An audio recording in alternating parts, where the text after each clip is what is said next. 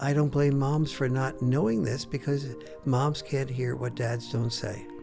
And I don't blame dads for not knowing this. The reason I wrote the Boy Crisis book was because no other books were saying this. Magazines on parenting, which most dads don't read anyway, weren't saying this. What is the Boy Crisis? What are its causes, and how can we empower young men more effectively? In all 63 of the largest developed nations, the word developed is very important. Boys are falling behind girls in every single subject, especially in reading and writing. And they are also having significant problems with everything from addiction to drugs, to addiction to video games, to addiction to porn, to being much more likely to commit suicide. So, for example, at the age of 9, boys and girls rarely commit suicide, and they committed about equally. But between the ages of 10 and 14, as boys begin their journey through masculinity, boys' commitment of suicide is twice as frequent as girls. Between the ages of 15 and 19, it's 4 times as frequent. Between the ages of 20 and 25, it's 5 times as frequent. Wow. And so it just gives you a sense of the stress that boys are feeling when they're told to basically, today they're told things like in school, your masculinity is toxic and you're part of the patriarchy. And as part of the patriarchy, you're the oppressors, and girls and women are the oppressed, and that you are born basically an oppressor. And that you have male privilege and male power. So if you get male power, it's because of your male privilege. And if you don't get male power, I'm not interested in you. And so boys feel caught between a rock and a hard place. I was having this discussion like this in Mill Valley, where I live in just outside of San Francisco. And it was with a camera crew, and some kid that looked like he might be in high school was walking by. I was talking about high school boys, what they experienced, just what I was saying now. And I thought, well, this is ridiculous. I'm a little bit older than high school years, talking about high school boys. This is a high school young man that's stopping to see what the cameras are about. So I called him over, to the somewhat chagrin of the camera crew that had a different agenda. And I said, here's what I'm saying. I said, are you in high school? And he says, yes. And I said, you have a heterosexual vibe. Do you have a girlfriend? And he says, yes, I am heterosexual. And yes, I have a girlfriend. And he said, tell me, what do you learn in high school about boys and girls and stuff like that? And he just right off said everything I just said, that masculinity is toxic, we're part of the patriarchy, and that the future is female, and that sort of. And I said, well, when you talk with your girlfriend about this, can she be supportive of you? And he hesitated, and he said, oh no, I wouldn't mention these things to my girlfriend. Wow. And I said, whoa. I said, I imagine your girlfriend is the person that you're closest to, at least among females. And he said, oh, yes. And I said, do you have any interest in marrying her? And he said, yes. And I said, would you talk with her about this before you marry her? Oh, I don't think so. She's feminist in her orientation, and I think she would sort of not want to hear that. And I'm thinking, well, you can imagine what I'm thinking. This is the person in your life that you're supposed to be sharing your life with, and you don't have to agree values-wise, but you should at least know what the other one is feeling, and to enter into a marriage, with you repressing your feelings, is the exact opposite of what any woman should want from you, especially a woman that loves you and cares for you. Absolutely. Yeah. Was there a turning point culturally? Because I'm 41. When I went to high school, I don't recall any of this conversation about masculinity being toxic, and I felt as a boy fairly well adjusted. Yes. Well, it sort of was. I mean, it's been a gradual turning point from 50 years ago, so before you were born, when the feminist movement first surfaced. And I was on the board of directors of the National Organization for Women in New York City, so I was probably the most active and involved male feminist in the world. Wow. Speaking all around the world on the importance of feminism. And ironically, now had a big dispute as to whether they should keep men or not. And so they had a big debate about it, and the problem was that they had in those years consciousness consciousness raising groups. When I say those years, this is like late 60s, 1960s. And they had consciousness raising groups, which were to give women awareness of their how they've been oppressed. And so, and the women, when the men were in the consciousness raising groups, felt like they couldn't really be open and honest. And I agreed with that and understood that.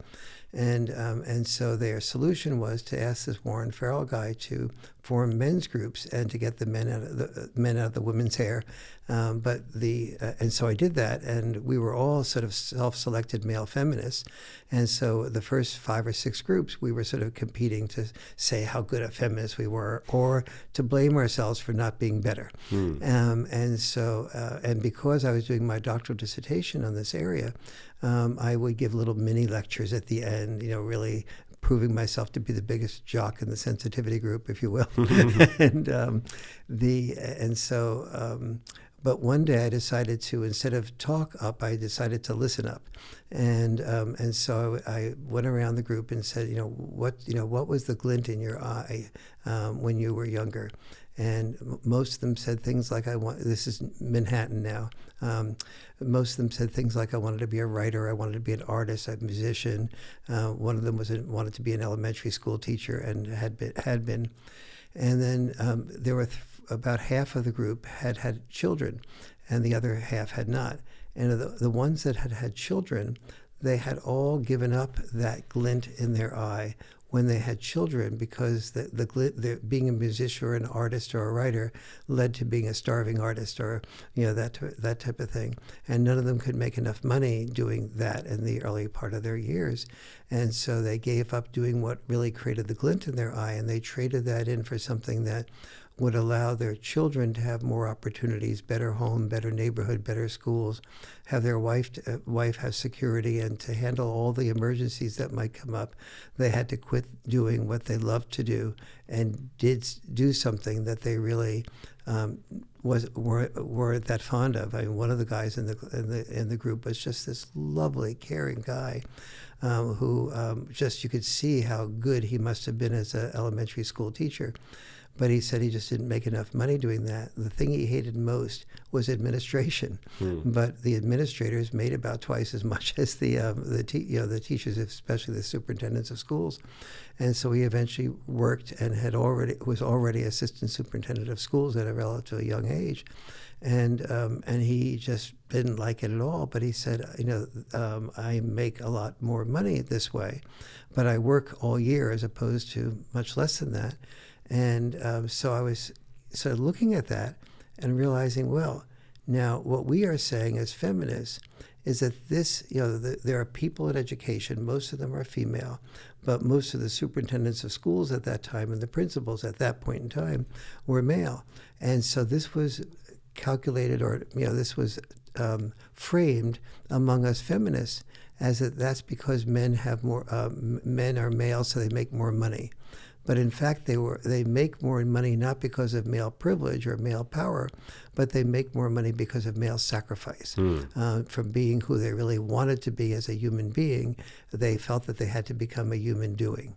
And the very purpose of the consciousness raising groups was having women become aware of how they could be full human beings, rather than just, I'm a woman, therefore I must be a homemaker, or that type of thing, and fit into some rigid roles. So at this point in time, while this conversation was happening, I started looking at myself as well, and because as these guys were all looking at themselves, and I was an assistant to the president of New York University while I was also a graduate student there. And I was planning to become the president of university, or perhaps the president of the United States type of thing. And I started realizing that being the president of university was mostly about raising funds, often from people that the president at that time considered not so honorable people. Got their money from the mafia and other places. And I said, do I really want to do this? Or is this, or what is my love? And my love was writing. But my father had already told me when I was in college and I started to look like I might be a writer.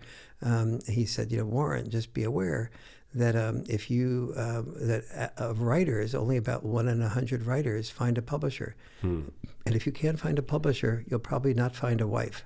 Wow. Was his way of putting it. Wow.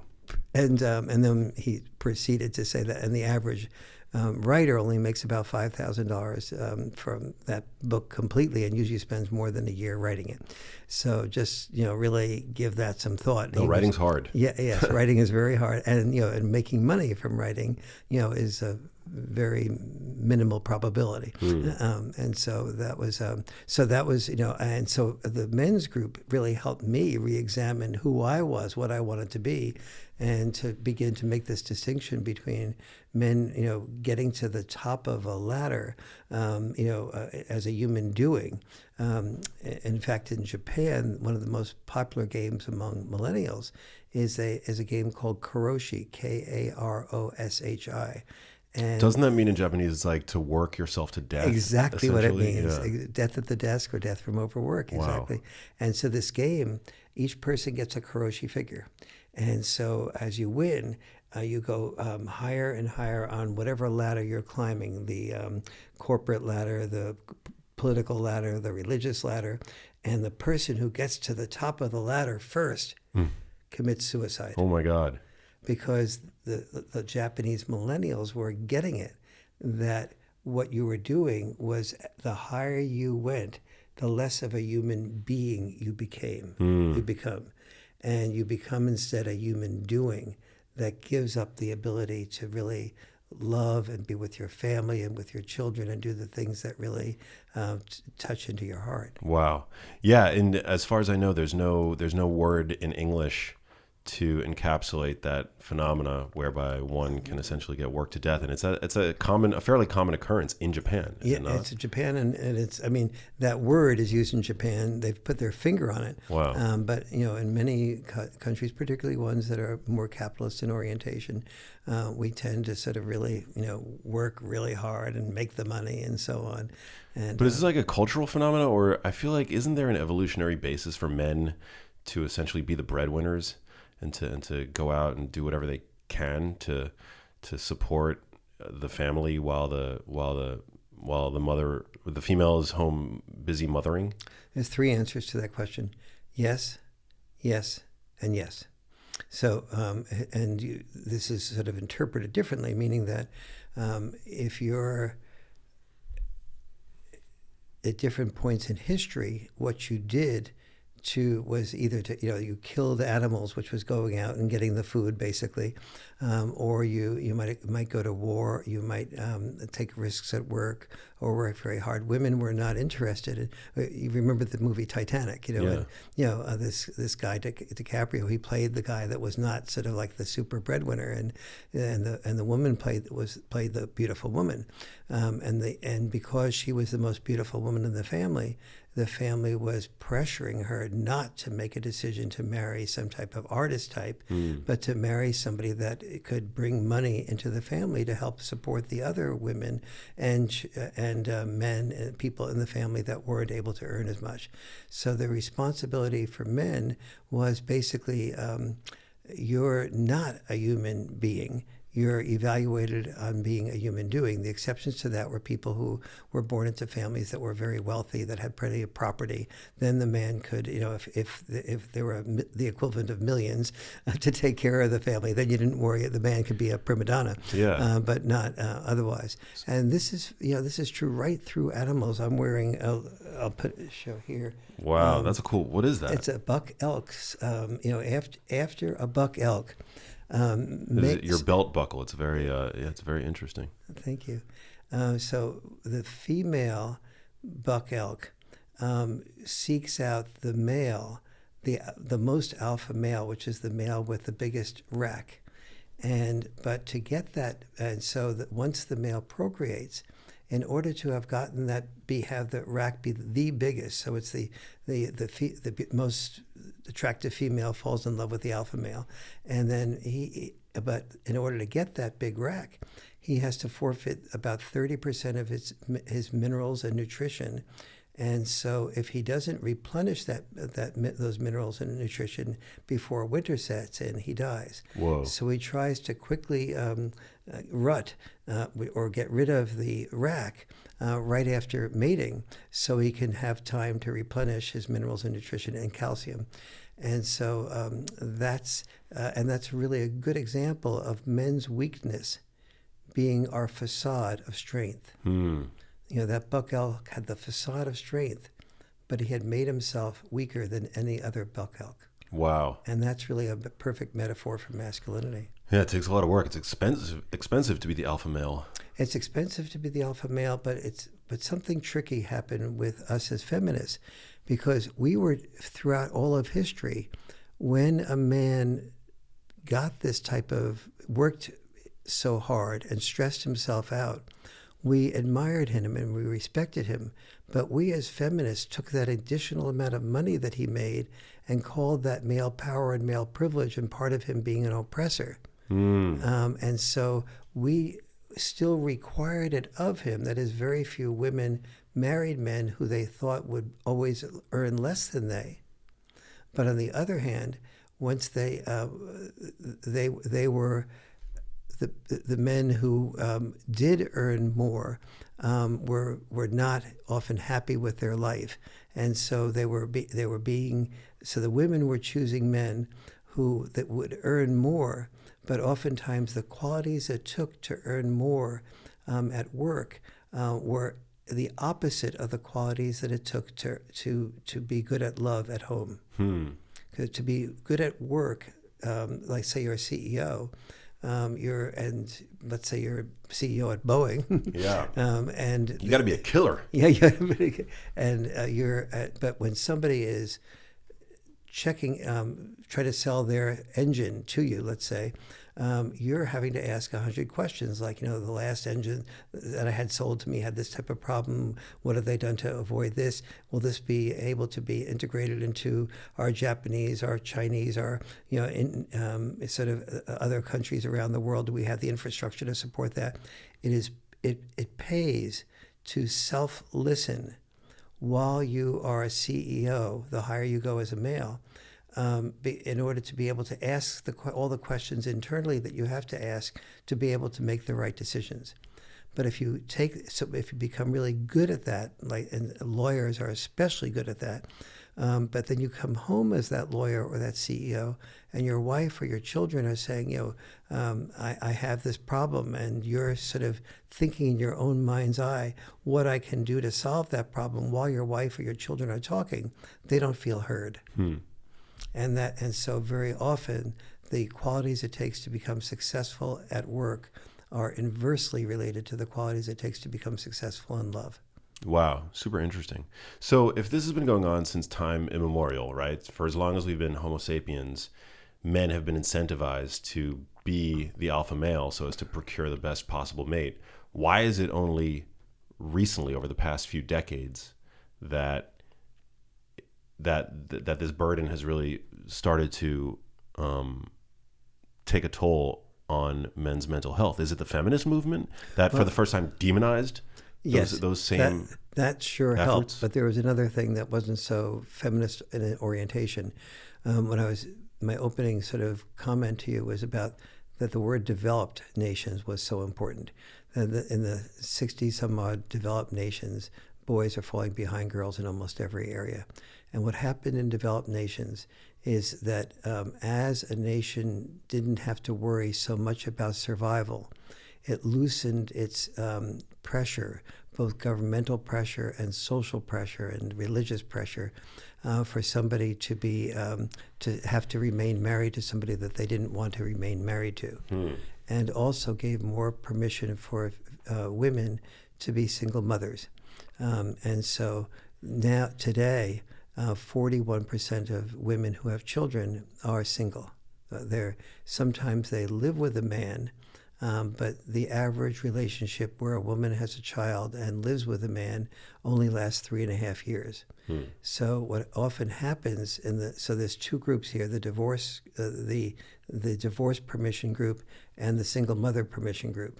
So in the divorce permission group, what most frequently happens after there's a divorce or a break apart is that the children have a minimum amount of contact with their dad or no contact with their dad. So they are what I call dad deprived. Some people call them fatherless. That's just totally not accurate. They have a father, but they're dad deprived. Wow. And then among the other group of women, the 41% of women who have children without being married, that oftentimes those children have no contact with their biological father, sometimes don't even know who their biological father is, or the ones where they live with the biological father and then they break up after 3.5 years. The boys especially often feel an attachment followed by a feeling of abandonment because they've gotten to know somebody that's left them and therefore, quote, what's wrong with me, type of thing. And you've talked about the fact that dad deprivation typically leads boys to, you see an increase in bullying, you see an increase in antisocial behavior. Yes. Yeah. Yes. Can you expand on that? Sure. When the dad is leaving, when the dad is left or is not involved, a number of things happen that are very different. First of all, the girl usually has a role model of the mother, and so when touchy times comes, like she begins to feel this bleeding happening down there, she can talk to her mom about that. But when a boy starts touching himself, it's hard for him to talk to his mom about that. Yeah. And there's so many things. But the most important thing that, first of all, when I initially submitted The Boy Crisis to my publisher, I had 10 causes that I had listed, and each one was going to have a couple of chapters. But each cause that I saw was really less a cause than a major contributor. And the only thing that came close to being a real cause was I found out that the boy crisis resides where dads do not reside. More than any other single variable. Wow. So, for example, if there's a lack of male teachers in a grammar school, a boy that has an involved father and an involved mother goes into that grammar school, has a lack of male teachers, it has a statistically significant, but minor statistical significant negative impact. However, if that boy is without a dad at home and without a male teacher in school, he's much more likely to be vulnerable to somebody that, let's say, is a gang leader. Says, "Hey, join our family. Wow. You can. We're going to give you respect. We're going to make you part of a group here." And he's much more vulnerable to be to that. When he's much more likely to drop out of high school, he's much more likely to be less motivated. And so he's therefore more likely to not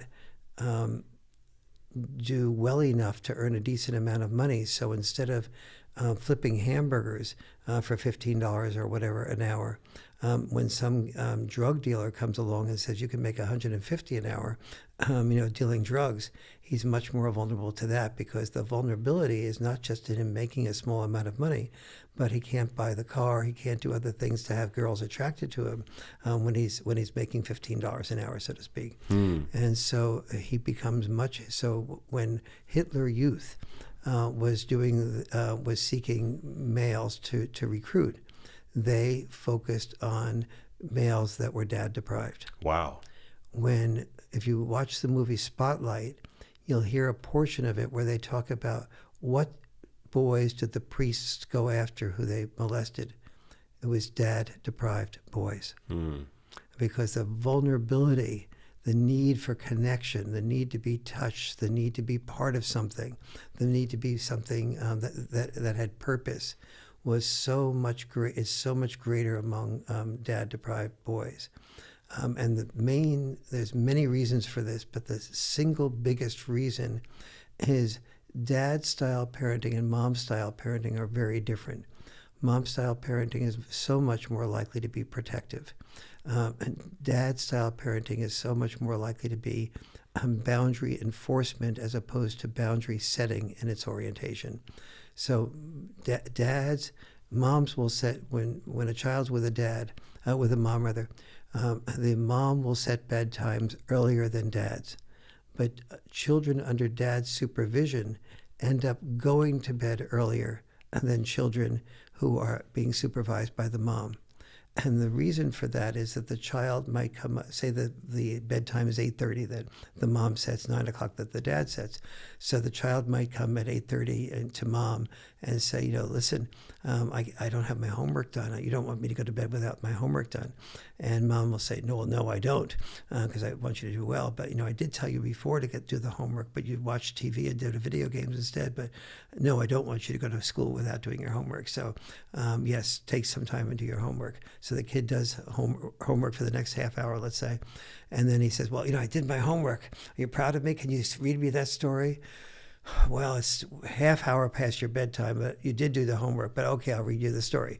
And so another story, and then mom feels like finally, she maybe at 9:30, she'll, say that's the end of that. And she feels like then she really enforced that boundary. But that was after an hour of being manipulated. Whereas with the dad is much more likely to give a warning like the mom does the first time around. But the second time around, the dad is more likely to say, sorry, you knew that if you didn't do your homework by 9 o'clock, you're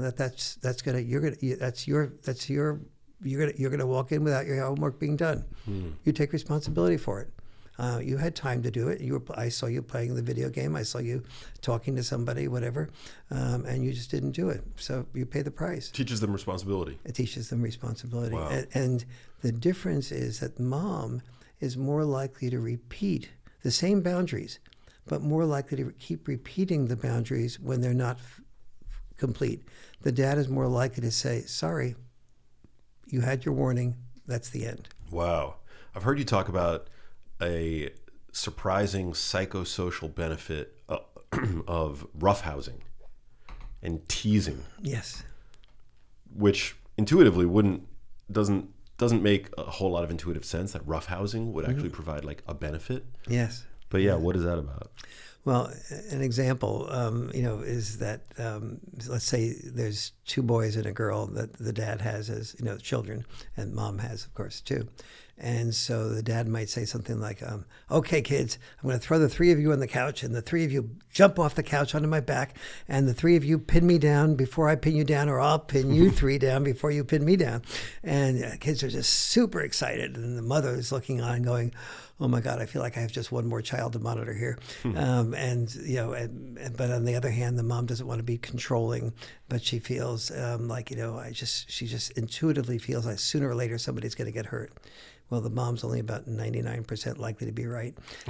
So sooner or later, somebody gets hurt. Yeah. And the mom thinks, oh, no, I'm feeling guilty because I didn't really put my foot down there and interfere. On the other hand, my husband will probably, the dad will recognize that somebody did get hurt, and I'm sure he won't do the roughhousing anymore. And then, mom's super shocked when the dad, says, all right, you do this roughhousing, you do this anymore, we're going to stop the roughhousing. Oh, wait a minute, they just did that. You didn't stop the roughhousing. So mom's really confused. And so the dad, but the next time that this happens, and the kids go ahead and let's say one of them has gotten the other one hurt by putting their elbow in their sister's eye, let's say. And so dad says, no more elbows in the sister's eye. You can be assertive, but you can't be aggressive. What's aggressive? What's assertive? So he explains those things. And then the next time, the kids really believe that they will obey dad's rules, but because they really want the roughhousing. But on the other hand, they haven't yet had to pay the price of losing the roughhousing when they disobey those rules. So they get caught up in the excitement of the roughhousing, and they're aggressive rather than assertive again.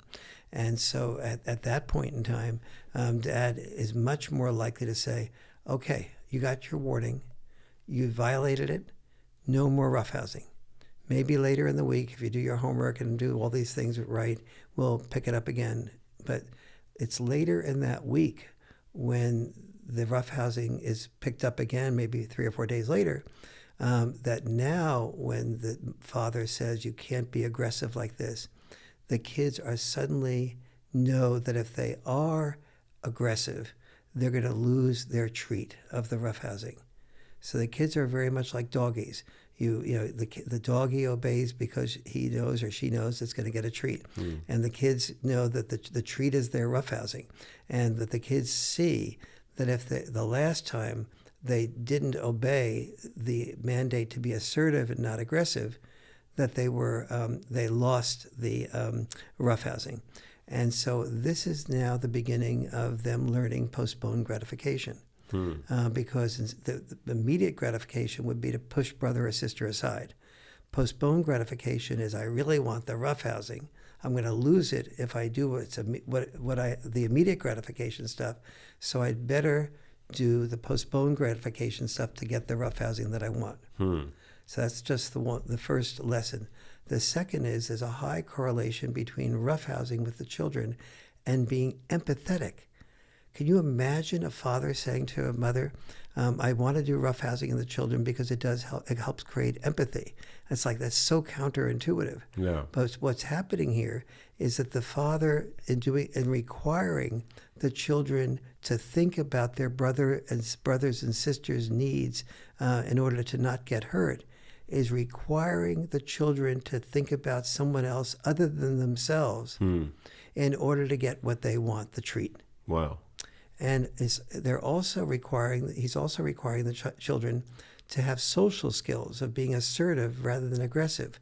With social skills, they can go to friends and have those social skills. They're much less likely to be lonely. They're more likely to be motivated and have dopamine sort of motivation as a result of doing things that are appropriate for their social friends. Therefore, they're less likely to be depressed, less likely to be suicidal. So all these things, but I don't blame moms for not knowing this, because moms can't hear what dads don't say. And I don't blame dads for not knowing this. The reason I wrote the Boy Crisis book was because no other books were saying this. Magazines on parenting, which most dads don't read anyway, weren't saying this. And so, dads can't hear what not available for them to read. So roughhousing, it creates an appreciation for delayed gratification. Yes. It helps develop empathy. Would you say it also creates boundaries around aggression? Precisely. That's a good way of putting it. Or helps the child understand the difference between being assertive versus aggressive. So if you and I are roughhousing with each other, well, I wouldn't, because you're stronger than I am. But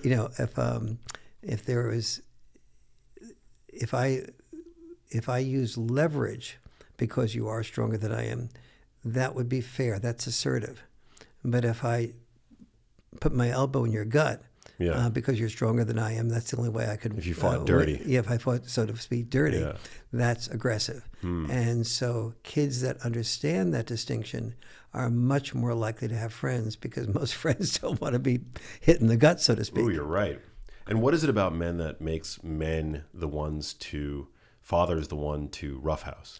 Well, probably a million years of history of being the fighters and so on. But also, what people don't appreciate about dads is that we see them doing the roughhousing, and so we think of that as an extension of roughness and fighting. No one gets everything else that's happening in the process. And when I was talking to Jordan Peterson about this, he was pointing out that studies of rats who roughhouse find that the rats that roughhouse, are so much calmer, less stressed, live longer, this type of thing. And so it's really fascinating how primal this is. Yeah. Do girls benefit from roughhousing? Yes, girls benefit from roughhousing also, pretty much for all the same reasons. Wow. Because just like, there was 2 boys and a girl in that scenario. But girls usually, female socialization is more emotionally intelligence aligned.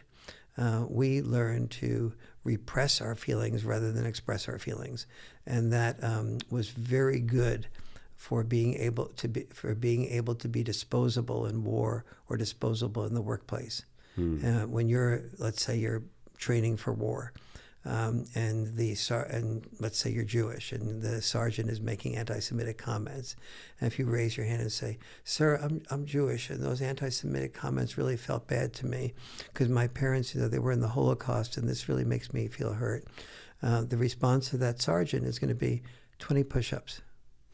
Because you can't afford, when you're training to be part of the war machine, you can't afford to be a squeaky wheel. Right.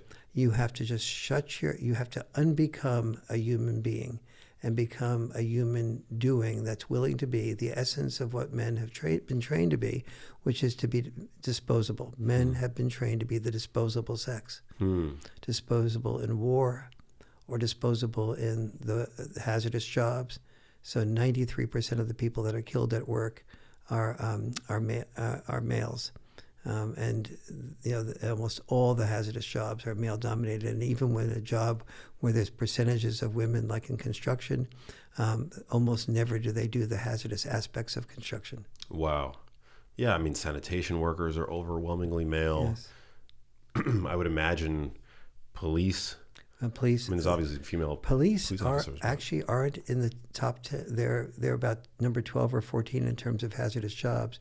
What's more hazardous than being a police officer is being a firefighter.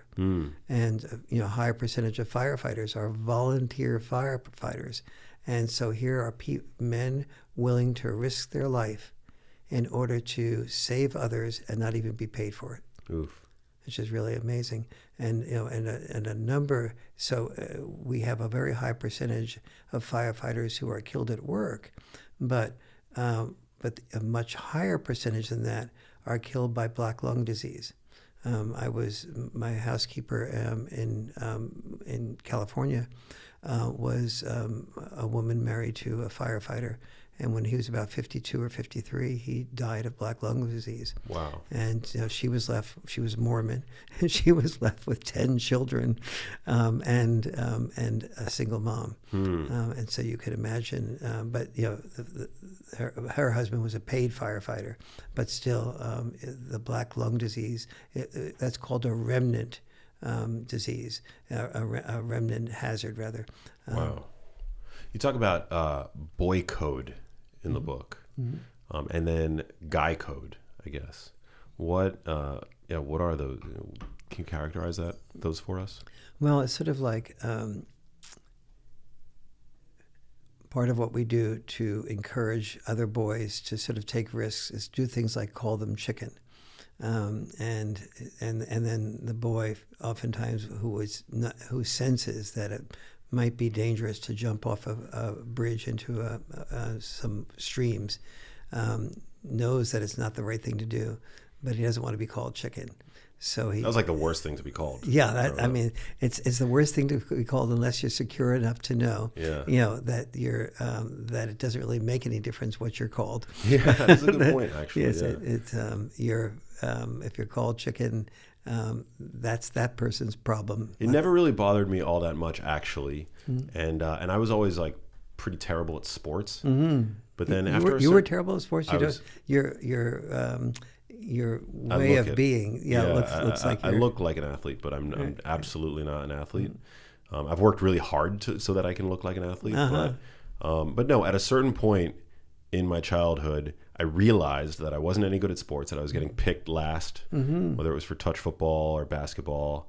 But at a certain point, it ceased to bother me. Yeah, I just moved on to other things that I knew that I was better at. So did you have recognition in other areas that gave you a security that you have a purpose, that you have a set of uniqueness? I did, yeah. And which were? Yeah, a few things. I was a very early adopter in high school of like the internet and computers, but I like really excelled. I was like a kind of like a child prodigy.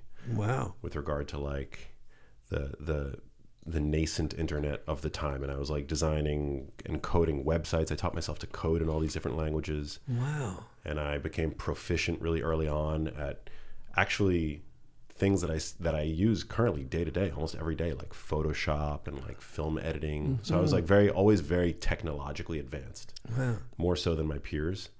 And I was also very artistically sensitive and creative. and I got a lot of validation from that. Yes, so that's wonderful.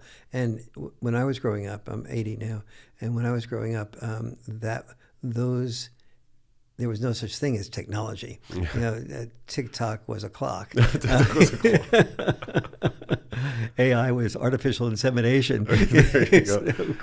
Currency wasn't crypto. But it's amazing. Technology has provided this, this whole new slew of tools, and will continue to do so, right? And now, imagine if Mozart was born before the invention of the piano. Yes, exactly. He would have felt like a loser. And indeed, and that's exactly so. This transition is exactly right, because when I was growing up, if I was good at something technical, if I were an engineer in competence and so on, that just didn't compute for the women when you were in high school.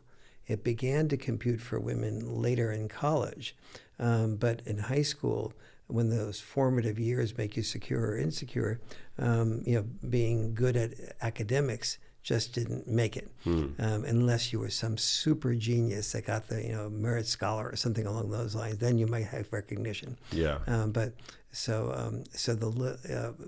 I got my recognition from being student body president, and I had my only physical skill was being able to kick. I have strong legs, and I was able to kick almost as much as pros at that time. But my father would not let me play football because I was 149 pounds and 6'1", and so it was like my father said, either you're no good and you won't get hurt, and why be no good, or you're going to be good and they'll put the 350-pound guy on your body and crush you. And so doesn't sound fun. Yeah, so that was my sort of the way I got the recognition was from being student body president type of leadership. Well, now the nerds end up becoming billionaires. So. Well, yeah, so there is that nerd appreciation now that there absolutely wasn't in when I grew up. Wow, so interesting.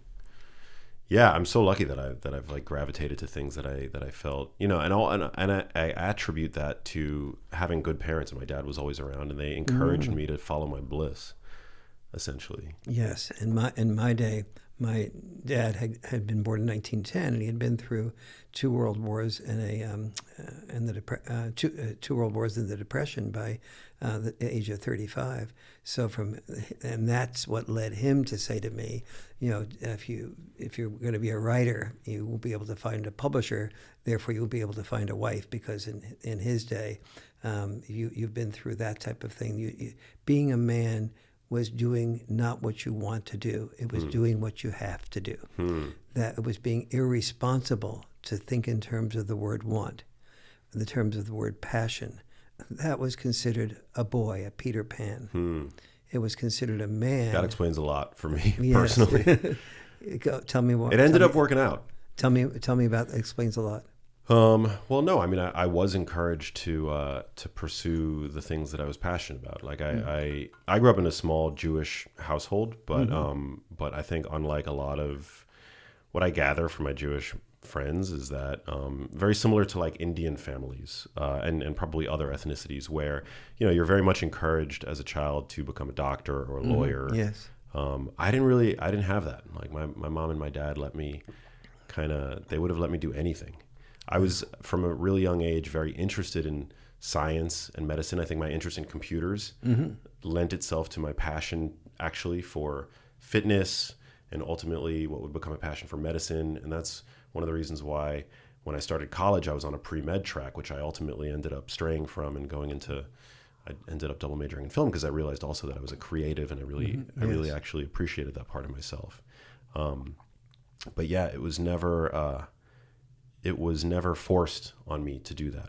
When I didn't get any flack from my mom when I switched out of a pre-med major to that double major in motion pictures and psychology. Wow. Which I feel very grateful for. You're very fortunate, and both to be born in this era, also to psychologically know that you were so good at technology that you didn't have to really worry too much about being the starving artist, because you had something that you could source if you didn't make it as an artist or didn't make it as a creative. Yeah. You had something that was a gift that could easily earn $250,000 a year type of thing. Yeah. I always knew that I was good at whatever the feedback that I always got in school was that Max always had tremendous potential, but seldom applied himself. And that was absolutely true. That's actually one of the major reasons why I decided not to go into medicine, because I just found it, and I continue to find it really difficult to apply myself to things that I'm not obsessively interested in. Yes. Well, that's really, you're very fortunate, and also fortunate to live in this era as opposed to, and this is all a result of, capitalism making it easier to survive. And when survival is not the focus, like it was for my father, then you can begin to have freedom to choose to do what you wish to do. And females have developed this in the last half century. You go, girl. You do what you want to do. You're your own. You can do anything you want.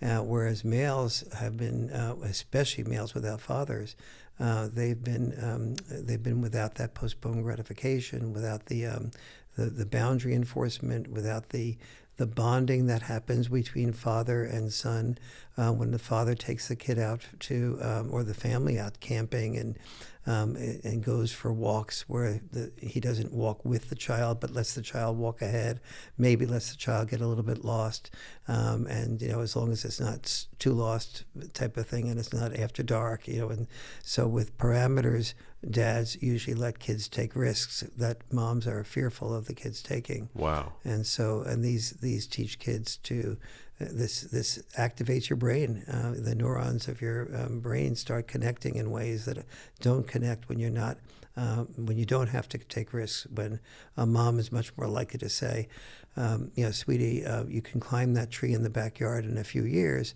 when you get bigger, but right now that's too dangerous for you. And the kid comes up to dad and says, "Dad, can I climb the tree in the backyard?" And dad goes, "Well, it's a big tree, so sweetie, be careful, okay?" And so the kid goes out to the backyard and starts climbing the tree, and mom says, "I just told you can't climb that tree." Right? Well, dad said I could. And so then dad and mom ideally do what I call checks and balance parenting.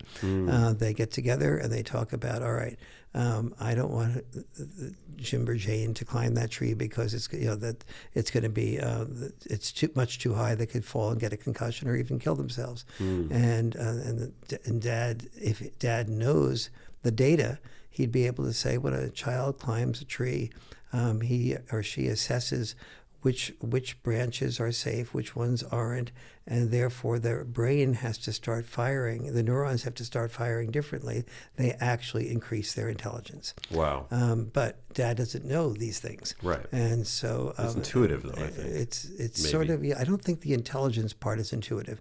It's just sort of, I think what is intuitive is just sensing that it's good for the child, or it'll help the child take risks. Wow. And to know what risks to take. But the brain part of it, I haven't heard dads articulate. Yeah, but risk-taking, very helpful. Risk-taking is very helpful. I mean, it is.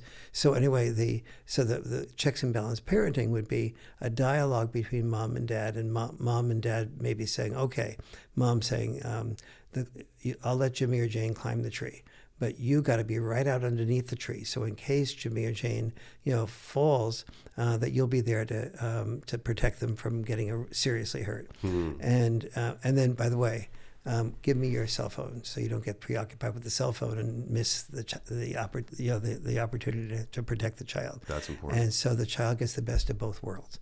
Gets that brain development, that risk-taking assessment, and what's safe, what's not, and it also gets protection. And that's one of an example of a reason why, it's so important for both mom and dad to be involved, because dad and mom style parenting tend to be quite different. And it's also important for the father and mother to have good communication skills. And that's the other half of what you probably know that I do is I've been doing couples communication workshops for 30 years, and just my next book is on that, called Role Mate to Soulmate. Ooh. Not Role Mate to Cellmate, but Role Mate to Soulmate to Soulmate. Wow, so exciting. And so that's, but the communication skills are so important, so that because the single biggest problem in relationships is the inability to handle personal criticism from a loved one without becoming defensive. Being able to handle personal criticism from a loved one without becoming defensive. So for somebody who's not able to handle criticism well, what does that say about their upbringing? Well, it says that basically they're human. Hmm. This is probably the most important Achilles heel of all human beings, is our inability to handle personal criticism from a loved one without becoming defensive. Because if you love somebody very deeply, you feel very vulnerable when they criticize you. And so the deeper the love, the greater the vulnerability, the greater the likelihood to become defensive. If you don't feel loved by somebody, you don't feel the love that sort of protects you from feeling like you're going to be discarded. So whether you love deeply or you don't love deeply, there's a tendency to respond defensively when your loved one is critical of you. But isn't being criticized like a good thing? Well, it helps you build character. It helps definitely you refine your approach. It definitely does, but it doesn't feel that way the moment you're getting it. Right. It's sort of like after the fact. Sometimes you can come back and become much calmer. But historically speaking and biologically speaking, when we were criticized, it was a potential enemy. And your natural, it was functional to get up your defenses so you wouldn't be killed by that enemy. And so but what was functional for survival is dysfunctional for love. So really knowing how to do things like that, not be defensive in response to criticism, is biologically unnatural. It's unnatural. It's unnatural. So what I had to do was invent a way to help humans make an evolutionary shift from what was natural for survival but dysfunctional for love, to being able to not only not be defensive when they were being criticized, but to be able, while the criticism is happening, to be able to associate that criticism with an opportunity to be more deeply loved. But that's a whole workshop worth of work. And that's just one of 23 love enhancements that are part of that workshop. Wow. Well, is there like one single high leverage tip that you can offer for people who maybe want to be able to handle criticism more productively? Well, I would do maybe one of the exercises I do in the workshop is to ask men and women, or men and men, or women and women, because it's any two people, straight or gay, to sit opposite each other, back to back to each other, and to write on a piece of paper that their partner will never see couple of things. One is I ask them to imagine that their partner is about to drown or get killed in a car accident, and with 100% certainty you know that they will be killed if you didn't intervene. But you know that with 100% certainty that if you did intervene, they would be saved. However, that you would take a 50% risk of losing your own life in the process. Will you do this or not? Yes, no, uncertain. And then I say, if you won't risk your life, would you risk losing an arm or a leg? Yes, no, uncertain. And then I say, take children out of the equation. Don't, because many people could legitimately say, I want to save my life because my children need me. So take children out of the equation. About 90% of the men say that they would risk their life to save their wife or woman friend's life. Now remember, about a third of the people in the workshop are considering divorcing or separating from their parents, from their partners. But nevertheless, 90% rather than just 66% would say, yes, I'm willing to risk my life. Wow. Among the women, it's a little bit more than 80% that say that they would be willing to risk their life if children weren't involved, which is very much higher than I would have perhaps predicted. Same. Yeah, was that? Yeah, right. And so then the way I translate that into into being able to handle personal criticism without becoming defensive is I say, okay, if it's biologically unnatural to be criticized without being defensive, I'm going to ask you to set aside just one time during the week for about 2 hours where where you take the one criticism that's the most important that you have of your partner during the week, which you may not call a criticism, you might just call it a concern, but before your partner listens to this criticism, they alter their biologically natural state by saying to themselves 6 mindsets. And the first mindset is, if I will die for you, well, the least I can do is listen to you. So that's an example of the mindsets that I train them to go through before they hear anything. So with a number of mindsets like that, they alter their biologically natural defensive state. Wow. And so that's one of 23 of the love enhancements. Have you heard of the TikTok orange peel challenge? I have heard somebody mention that, but I do not know what it is. Yeah, interesting fodder maybe for the new book. Yeah. But there's a trend now on TikTok that's gone viral. People will film themselves asking their significant others the simple request of whether or not they'll peel an orange for them. And it's a sign that it's thought to be a sign that your partner actually cares for you and will go out of your way doing a fairly tedious task for you. Wow. It's selfless, right? The idea of even thinking about not wanting to do that for Right? my wife is just astonishing to me. But some people on TikTok, I guess, they'll ask their significant other, like caught on tape, where they get denied. Yeah. Wow. Denied. I guess. Not even doing it with begrudgingly. Yeah, I mean, maybe it's a minority of cases, Yeah, but that's very sad. but there's been articles written about it. Wow. How like if you're it's a very simple test. Like don't Yes. tell your partner Yes. the purpose of the test. Yes. But just ask if they'll peel an orange for you. Wow. Yeah. Amazing and sad. It's amazing and sad. It's something so simple. Yes. Yeah. Crazy. No, it's interesting. Going back to the risk taking, it reminded me of a few concepts that we talk about on the podcast a lot.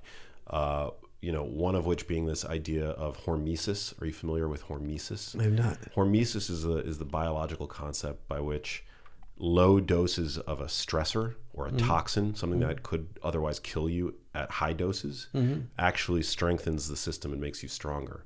So it's the mechanism by which exercise actually is beneficial. Exercise is beneficial in a way because it's bad for you. After, when you exercise, you're increasing your blood pressure, Right. you're, creating micro tears of your stress on your muscles. Right. Yeah, you're creating, an inflammatory response. And then also with regard to like the microbiome and like, immune function, it actually benefits you to expose yourself to germs. Yes. Oh, totally. It makes you a stronger person. It makes your immune system stronger. Yeah. I've never gotten flu shots. And then when COVID came, I was with my wife who, with COVID, for driving down to Esalen together in a closed car, talking the entire 4 or 5 hours, and then slept with her that night. The morning she woke up and she had COVID. And then I was with her the next couple of nights and drove her back from Esalen afterwards. And you didn't get it? I didn't get it. Wow. And so it's, I think I helped build up my immune system by, exposing myself moderately to those types of things. But it's like risk-taking sounds like a sort of psychosocial form of hormesis. Yes, yes, it does. It's very much like that. And it just makes, and it also, when you take risks, you're just constantly thinking about what's safe, what's not safe. You're calculating, and that's fires your neurons and increases your intelligence. Yeah, it's so important. I've heard you talk about... Oh, may I say one more thing about risk-taking? Absolutely. This is really important.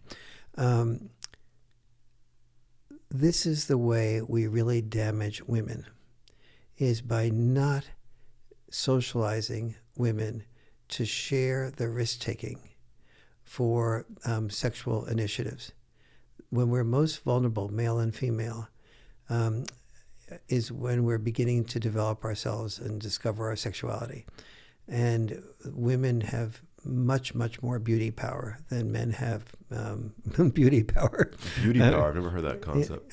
Yes, it's what I call the the power that women have from being what I would call genetic celebrities, the ones that are most beautiful, especially that just because if they're beautiful. I used to have a woman friend who I was dating, and she was very beautiful. And she gave me the idea of the genetic celebrity, and she would walk from the library to the place where we were both writing books together, and guys would just cross the street over and try to follow her. And one day she came in, slammed down her books, and said, "I am just sick and tired of being followed like this." I said, "Well, that's the price of being a genetic celebrity." And so then she said, "Well, so somebody like Robert Redford is a genetic celebrity, right?" And I said, "No, Robert Redford is an earned celebrity.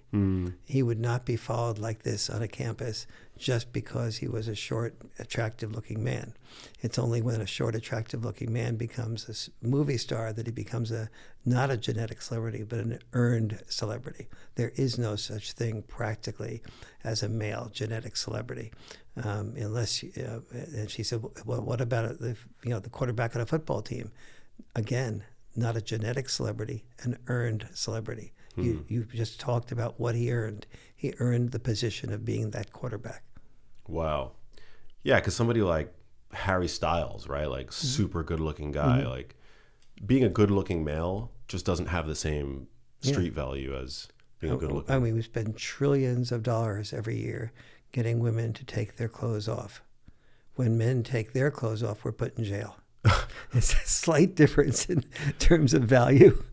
Can it be more difficult for a beautiful woman to, I mean, obviously they've won the genetic jackpot, but can't that make things more difficult for them? I mean, as you said, this woman was complaining to you, right? Not just that way. I mean, the answer to that question is yes, yes, and yes also. Many, the most damage that is done to a beautiful woman is that things are being done for her. It's like being a child of a very helicoptering, devoted, doting parent.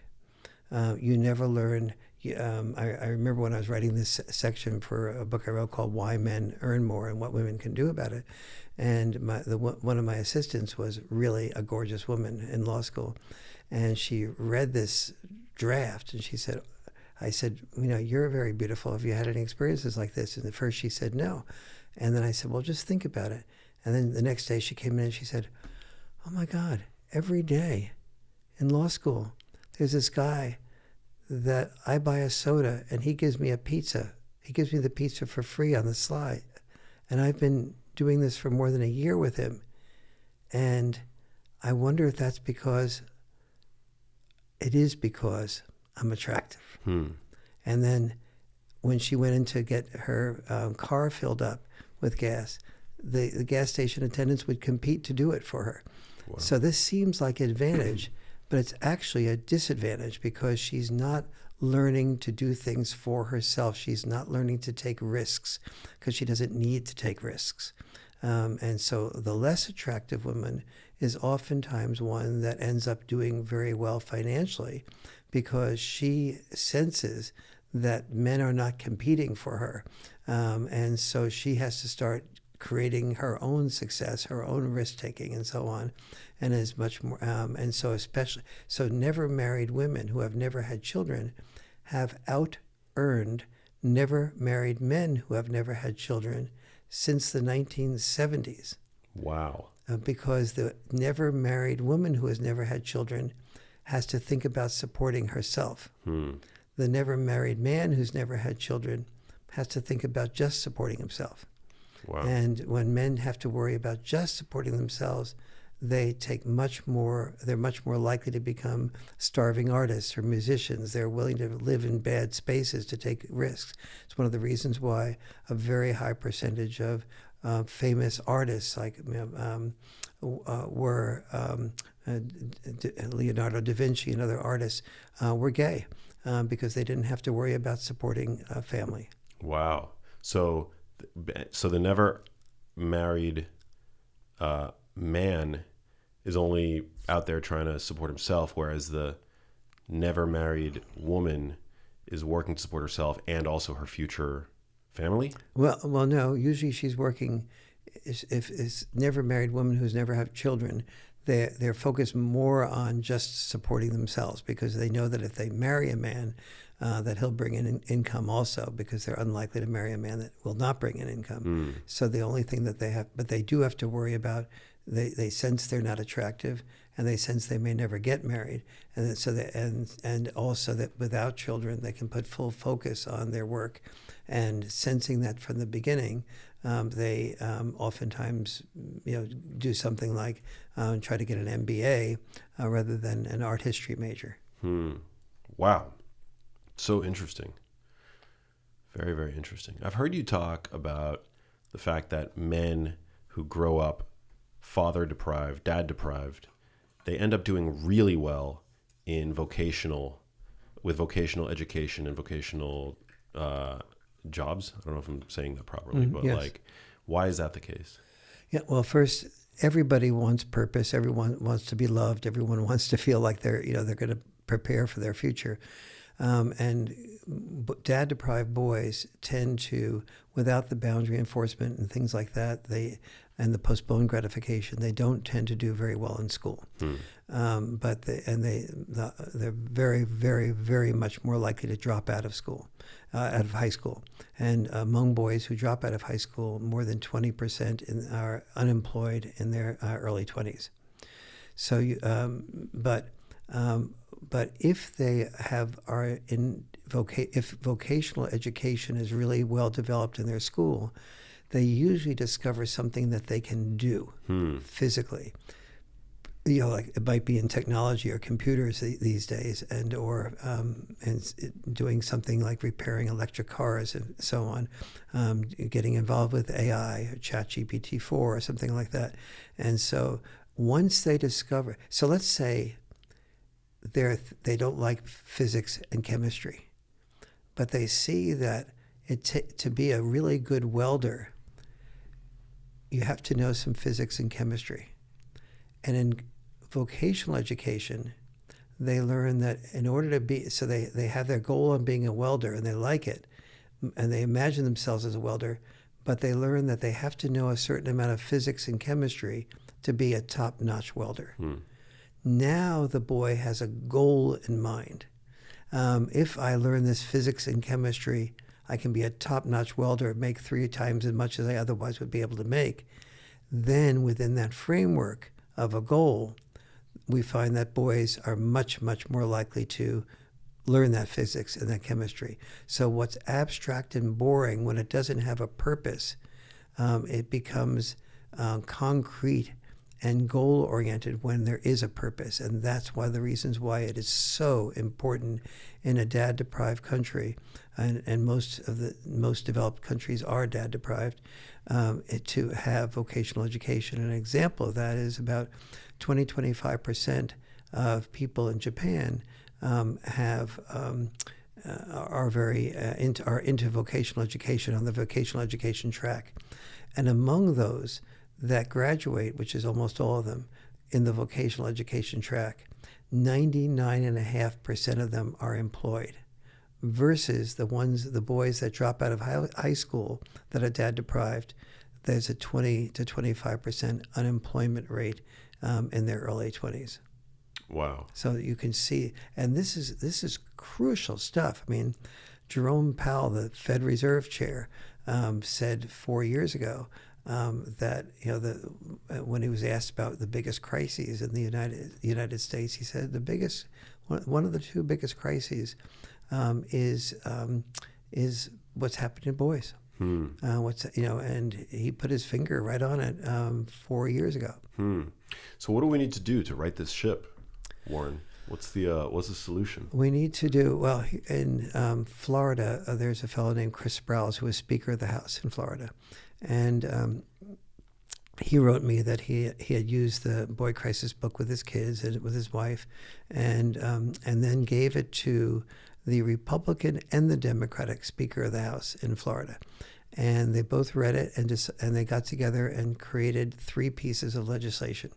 The first piece of legislation was to devote $70 million to encouraging dads to be more involved in the family and encouraging moms to see that as a woman's issue, to see that as a mother's issue, that a mother should, many single moms feel just totally overwhelmed and exhausted. They feel they're not raising their children the way they'd like to, and they're not doing their job the way they'd like to.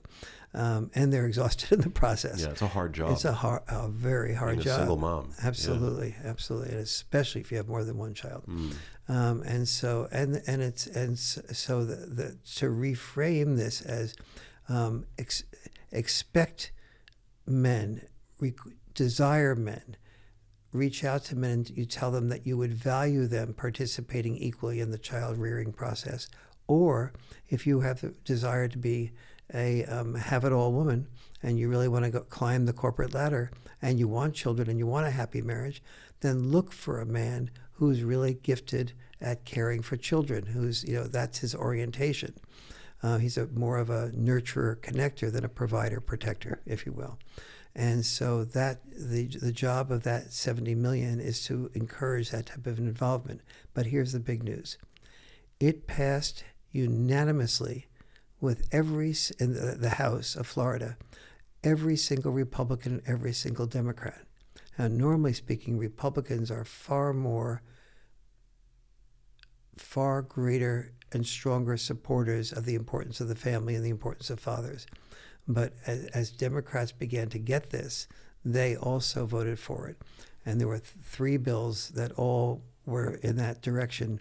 2 of the 3 bills passed with the unanimous support of both Republicans and Democrats in the House. And they were finally, all 3 were ultimately signed by Governor DeSantis. Wow. He's great. I like him. I've heard you say where one sex suffers, both sexes suffer. Yes. There's Great way to think about it. There's nothing that I feel more strongly about is the fact that, when only one sex wins, both sexes lose. We're all in the same family boat. We're all working to raise children, together. We all want good communication. We all want love. We all want children that are protected and cared for. And when you start, even on the technical level, in the last 50 years, male sperm count has decreased by 50%. So that means that not only are boys born with a disadvantage of being less strong, but girls are too. It's also true that when one sex loses, both sexes lose. And so we've been in this the disaster. The strength of feminism is that it's created opportunities for girls and women that were unimaginable when I was brought up with some very bright girls in my class that were never introduced to these opportunities of what they could be to the degree that would have been healthy for them. And that's the great gift of feminism, encouraging girls to do team sports and individual sports and so on. The downside of feminism has been this enormous focus on being a victim, and victim power does create power. People give you scholarships when they want to help you out and they feel sorry for you, etc. It just doesn't create the type of power that creates respect and that creates risk-taking and creates responsibility for self. And that's where the feminist movement has used its increasing power to make men feel really bad about themselves, boys feel bad about themselves. The schools put boys and men down as being part of the patriarchy and so on. This part of feminism has been extremely damaging. Do you have a hot take on the MeToo movement? Yeah, Me Too. You were asking you were 40, you're 41, yeah, and you were saying it wasn't like this a while ago. Well, a huge increase in the problem that of feminists not valuing men and turning around men producing more money as being evil rather than men's sacrifice. A huge part of this problem I just lost where I was going with this. We're talking about the MeToo. Yeah. Oh yes, it was this was all exaggerated with hashtag MeToo. So by exaggerated, here's what I mean. Almost every experience that women shared in the hashtag MeToo was wonderful. It's very important that they shared it. Whenever anyone expresses feelings or fears or things that they've kept to themselves, it's extremely important that they share that. However, the problem was that hashtag MeToo was a monologue. It needed to be a dialogue. For every experience that females have that they kept to themselves, men have at least that many experiences that they keep to themselves, because men are programmed to keep their shame, their hurt, their pain to themselves. And so that would have been an enormous gift to have come out and have men also talk about, here's what it felt like to me to desire half of the women in my class when I was in the 8th grade. But the ones that I was most attracted to rejected me. And then, and here's what it felt like to be rejected. And, here's what it felt like to reach out and kiss a girl and have her withdraw from me. And here's the impact that left on me. And, just hundreds of things when boys are at their most vulnerable, we're interested in being sexual with about half of the girls in our class. But maybe one of the girls in our class might be interested under the right conditions, right circumstances, with the right amount of time to be sexual with us. If I take the sexual initiative too quickly, I'm a date rapist or a sexual harasser. If I don't take it quickly enough, I'm a wimp. And even though the women want me to not take it quickly enough, they're not so upset about a boy that they're really attracted to taking the initiatives. So, and so all these things are this is the tip of the iceberg of what boys go through. And most boys do. If I were to ask them what they go through, they don't even know, because when we as boys express our feelings and our fears to a girl generally loses. He's no longer the alpha man when he's crying. There was very little interest on the part of Lois Lane in Clark Kent. It was only when he became Superman that Lois Lane congratulated herself for encouraging Clark Kent, the Superman, to cry. But she wasn't even interested in him until he was Superman first. And that's sort of a metaphor for that male-female dynamic along those lines. But men, as a result of not being respected, if they share their fears by a girl, we fear that if the girls fall in love with the alpha men, not the whining men, whining is not alpha. And if a guy does complain, she'll oftentimes lose respect for him. And every man senses that a woman who does not respect a man cannot love that man. And now men are no better. We start sharing our vulnerabilities to a man at work, let's say, and that man at work might listen for about a minute or two, and then change to what do you think about the Super Bowl, or something like that. And if we don't pick up the cues, then we fear that we will be disrespected by that man, which may lead to maybe you shouldn't promote Jim. He's having problems at home that he was just talking to me about. Maybe we should promote Joe instead. And that man, so then Joe gets promoted rather than Jim. So what's the signal to that man? I don't get promoted. I'm not able to support my family as effectively. I'd better keep my feelings to myself. So who listens to the man with feelings? Somebody from a gender that doesn't exist. And so the man just... Or may next year. You never know. What's that? Or may next year. We're inventing genders now. Yeah, exactly, right. Almost every day there's a new one. But so far we haven't invented a gender that listens to men's feelings and fears. Do you think therapy is a sound option for men who are struggling? Therapy is a crucial option for men that are struggling. Absolutely. There are obviously some therapists who are a lot better than others. But it's to begin the process of looking inside of yourself is an important process almost all the time, unless your next step is to fight in war. Then probably then it's either absolutely necessary to look inside of yourself, but be willing.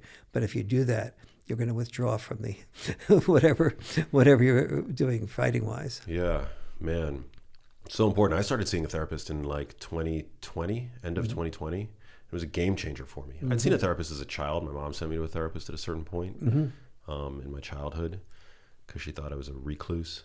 I was, spending a lot of time on the computer doing God knows what. But in my adult life, about 2020 was the first time I'd ever seen a therapist to help unravel some of the relationship stuff that I was experiencing. It definitely helped me, I think, express vulnerability in a way that I'd never previously couldn't even tell you what it meant to be vulnerable prior to that experience. It's such an important thing. And I didn't know anything about this until I was in college, and we went away for I was trained to be a teacher, and we went away for our class went away for a weekend, and we did these what used to be called T groups, which basically therapy type of groups, where everybody would talk about their real feelings and what was going on and what they thought about. I'd say what I really thought about you, and that I wouldn't normally say to you, and vice versa. A couple of people in that room saw through underneath my facade. And I didn't even know I had a facade until that was pointed out. And it was like, that was, one of the things that moved me into wanting to do the work I'm doing. Yeah. And the work you do is so important. I definitely, I very much appreciate your work and all the talks that I've watched of yours on YouTube, and of course getting to see you speak at the ARC conference, and your book, The Boy Crisis, is a fantastic resource that I think people should definitely go and check out, pick up, and support. And thanks for doing what you do. Thank you. It's really a pleasure talking with you. You're you have such a gift of flow. Oh, thank you so much. Really. Thank you. That means a lot. You ask good questions, and then you listen really well. Oh, thank you. That means so much to me, especially coming from you. And my friends at Mind Pump, said that you were just the greatest guy, and and I would definitely corroborate that. I have one last question for you, but before we get to that, where can people find you on social media? Where can they connect with you, support your work, and where can they pick up your books? Actually, if somebody really wants to change their life the most, I would say go onto my website and go onto the couples communication tab, and there is something there of an online video course that I do that doing if you're in a partnership situation, doing that with your partner will probably do more to improve your communication skills and your life and your partnership than any other single thing I can offer. Wow. The Boy Crisis book, really important if you have children especially, or somebody in your family has children, and not just a boy but a girl, because a girl really, so many girls have written me saying that I never realized boys are going through this, until I read all this. Wow.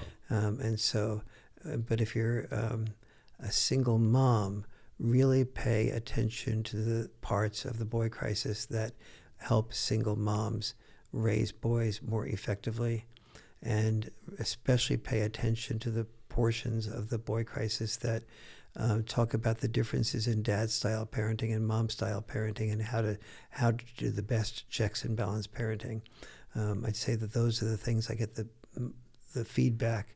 When I was at the ARC, the Alliance for Responsible Citizenship, which is where you met me, I had men, as a result of Jordan Peterson's interviews, I had men from all over the world literally crying, saying how much that particular portion of the book meant to them, because they never knew that their style of parenting was of value, and they always felt marginalized in the parenting process. And now they were able to share with their wife that unwittingly their style of parenting had a lot of positive value. Wow. So there is hope for boys raised by single moms who were essentially or are essentially dad deprived. There's hope. Yes. Get them involved in Cub Scouts. Get them involved in Boy Scouts, boys clubs. Get them involved in what I call the liberal arts of sports, which is not just organized sports. Yes, get them involved in organized sports, but also get them involved in self-starting types of sports like tennis or gymnastics, and also get them involved in pickup team sports. Pickup team sports is wonderful for preparing somebody to be an entrepreneur and make spontaneous decisions. Organized sports are wonderful for finding a coach who is a good male role model for your son.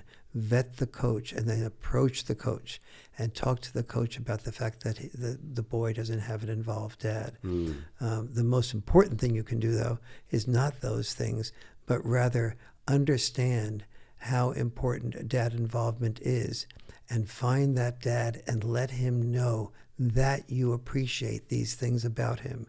Men respond to being told that they're needed. Remember, when men were needed, we were willing to, when Uncle Sam said he needed us, we're willing to die if we're needed. And it's a lot easier to die learning that you're needed to love and be loved than it is to die, to learn that you need to be kill and be killed. And then if you're a single mom that has absolutely no access to men, which is just about impossible if you're open to that, but if you are, make sure you focus on boundary enforcement. Understand the subtleties between boundary enforcement versus boundary setting. If you think your son is in something will be good for your son, don't ask him to do it. Require him to do it. So look at all the things in the Boy Crisis book that are really essential if you can't get a man involved. But if you can't get a man involved, confront yourself about what you're doing that leads to men not being involved in your son's life, because it's almost always a way of getting your son involved, with men involved who you tell that you tell a man that he is needed and that you respect him and that you've selected him because of the type of human being that you respect him as being. A very high percentage of those men will be involved. Wow. I love that. Well, Dr. Farrell, last question that gets asked to everybody on the show. What does living a genius life mean to you? God, I wish I was a genius and I could answer that. You are, my friend. You very much are. To the degree that I'm anywhere close to that, I think is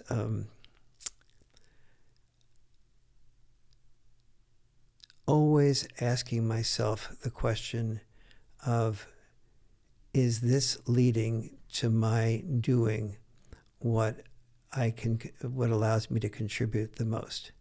That is, when I'm asked to do a speaking engagement, if it's a lot of money, but it's taking me away for a week from writing, and I ask myself, where can I make the greatest contribution from finishing this book or making this disproportionate amount of money by speaking? I'm always asking myself, will I get more out of watching this TV show or contributing something writing-wise? It's always asking that question about, what is really the long-term goal that is going to contribute the most, but also in the process develop my own creativity and lead me to discovering things within myself that I didn't know I had previously thought. Wow, beautiful. Hey, if you liked that video, you need to check out this one here, and I'll see you there.